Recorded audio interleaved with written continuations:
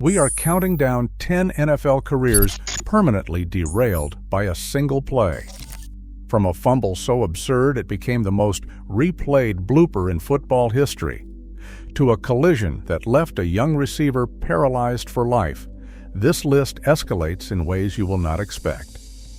Shattered bones, destroyed legacies, and consequences that stretched far beyond the field.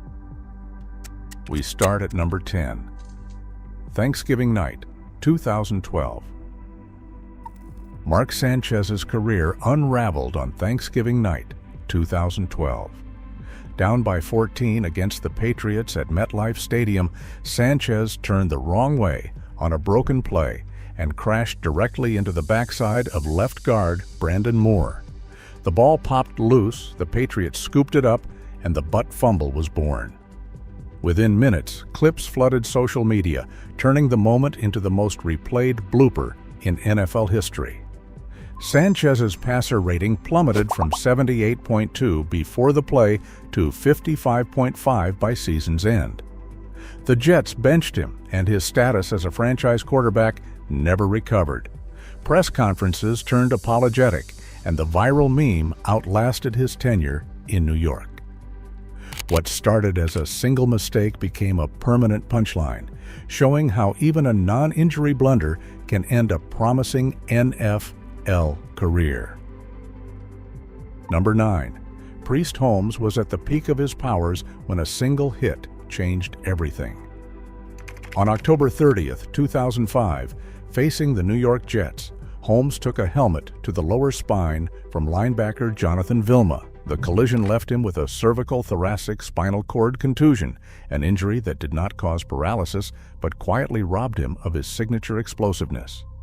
Before the play, Holmes had back-to-back seasons topping 2,000 total yards, averaging 5 yards per carry.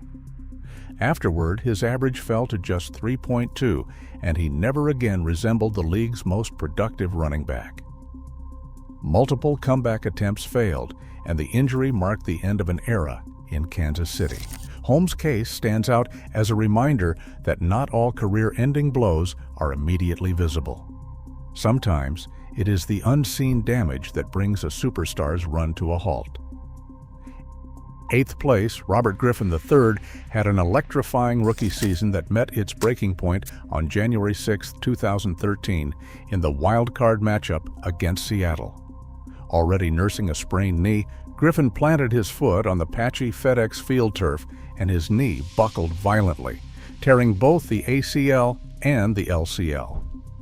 The play's aftermath reignited debate over field conditions, as traction maps showed uneven surfaces and exposed seams. His dual-threat style, built on explosive mobility, evaporated almost overnight. His passer rating fell from 102.4 as a rookie to just 73.1 the next year. Despite surgery and rehab, the burst in confidence never returned. The injury did not end his life or career instantly, but it stripped away the very trait that made him a sensation, leaving behind a cautionary tale about turf, medical clearance, and the fragility of a quarterback's prime. Number 7. Alex Smith's career took a harrowing turn on November 18, 2018, against the Houston Texans. Dropping back to pass, Smith was sacked from behind. His right leg twisted under 2 defenders and snapped, with a compound fracture of both the tibia and the fibula. The open wound exposed bone and immediately sparked comparisons to the most graphic injuries in NFL history. Emergency surgery began that night, but the trauma did not end on the field.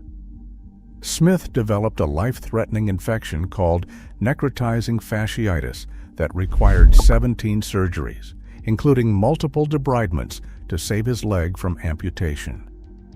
The months that followed were a battle not just for his career, but for his life. Against overwhelming odds, Smith attempted a comeback.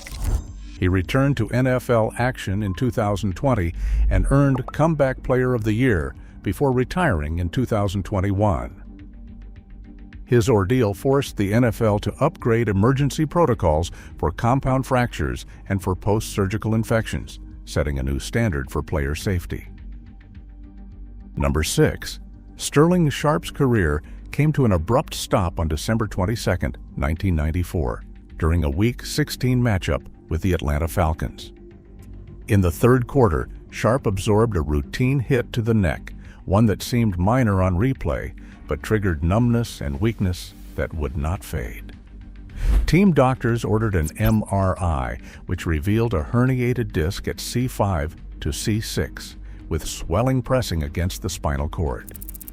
At just 29, Sharpe had already led the league in receptions 3 times and was on pace for another Pro Bowl season with 94 catches and 11 touchdowns.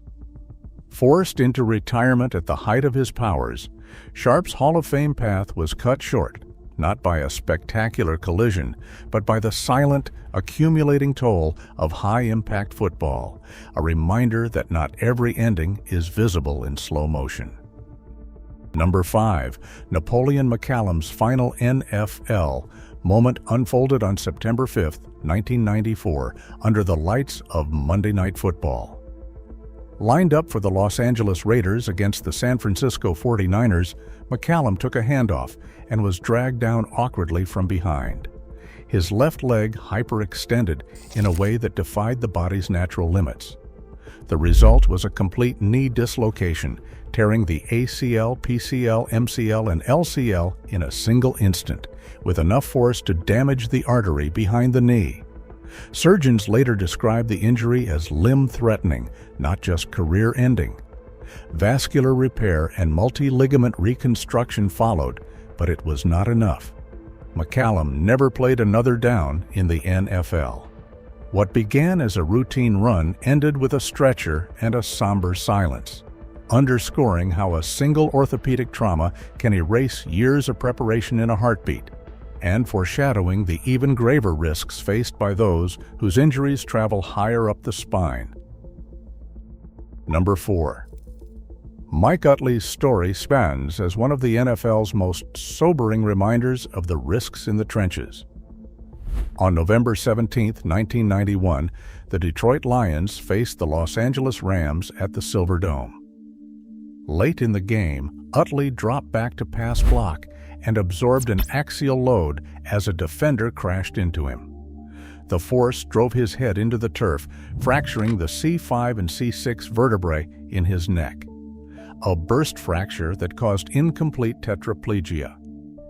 As medical staff immobilized him, Utley managed a thumbs-up gesture to the crowd, a moment that became a symbol of determination and hope amid crisis. Before the injury, Utley was a Pro Bowl caliber guard, anchoring Detroit's offensive line. The aftermath brought surgical fusion and a permanent wheelchair, but also advocacy. Utley's injury led to new cervical clearance protocols and inspired a generation of spinal cord research, forever linking his name to both tragedy and resilience in football. Coming to the top 3, Bo Jackson's NFL career ended not with a dramatic collision, but with a silent disaster inside his own body. On January 13, 1991, in the AFC divisional playoff against the Cincinnati Bengals, Jackson took a handoff and sprinted down the sideline, only to be dragged down from behind by linebacker Kevin Walker. The tackle forced Jackson's right hip out of its socket, a posterior dislocation. On the sideline, trainers managed to reduce the joint, but the real damage was hidden. The trauma had severed the blood supply to the femoral head and set off a vascular necrosis, bone tissue death that cannot be reversed. Within months, Jackson's hip deteriorated, and by 1992, he was forced to retire from football. Before that day, Jackson was a phenomenon, an all-star in both baseball and football, averaging 5.4 yards per carry and redefining athletic possibility. The injury didn't just end his NFL career, it left the league without its most electrifying dual-sport star and prompted new awareness about hip trauma and vascular injury. Jackson's baseball comeback was remarkable, but the NFL never saw another athlete like him again. Number 2. Joe Theismann's career ended in a single, unforgettable moment on November 18, 1985. Under the bright lights of Monday Night Football, Theismann lined up against the New York Giants and ran a flea flicker that unraveled in seconds. Lawrence Taylor burst through the line and sacked Theismann from behind, driving his body weight into the quarterback's right leg. The audible snap and compound fracture were broadcast in real time as millions watched Theismann's tibia and fibula break violently, bones piercing the skin in a compound break. Howard Cosell's stunned voice captured the gravity. His exclamation, "It's over, he's broken," echoed across living rooms nationwide. Theismann was rushed to surgery that night, where orthopedic teams inserted rods to stabilize the shattered bones. Despite months of rehabilitation, he never returned to the field, announcing his retirement in 1986. The image of Taylor frantically waving for medical help became a rallying point for player safety, fueling league-wide debates about quarterback protection and the risks of delayed pass-blocking schemes. In the aftermath, Theismann transitioned to broadcasting, and his own words often reflected on the split second that ended a Super Bowl MVP's prime and changed how the NFL approached the safety of its most visible stars. And finally, in first place, Darryl Stingley's story stands as the most devastating example of a single play rewriting an entire life. On August 12, 1978, in a preseason matchup between the New England Patriots and the Oakland Raiders, Stingley ran a crossing route over the middle. Raiders safety Jack Tatum launched into him, leading with his helmet. The collision fractured Stingley's C5 vertebra and completely severed his spinal cord, leaving him a quadriplegic before he hit the ground. Medical teams immobilized his neck and rushed him to Massachusetts General Hospital, where scans confirmed total loss of motor and sensory function below the injury. At just 26, Stingley's NFL future vanished in an instant.